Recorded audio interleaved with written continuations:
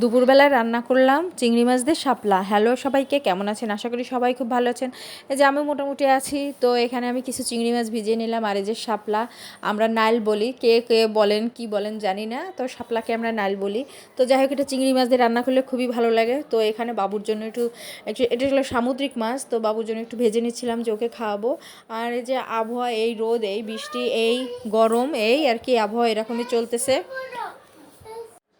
আবহাওয়া এক এক সময় এক এক রকম হয়, এই আর কি, গরমও পড়ে, বৃষ্টিও হয়, রোদও হয়। তো এই যে বাবুর জন্য মাছ ভাজা হয়ে যাচ্ছে, তো ওর জন্য একটু ভেজে রাখবো মাছ। তো শাপলা জানি না খেতে পারবে কিনা, আগে একদিন রান্না করছিলাম, শাপলা তিতা লাগছিল কেন জানি না। তো মাছটা ভেজে তারপরে আমি সরিষা ফোড়ন দিয়ে শাপলা রান্না করি, দু একটা কাঁচামরিচ দিই।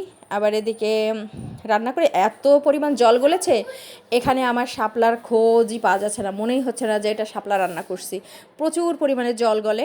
তো ঠিক আছে, টাটা।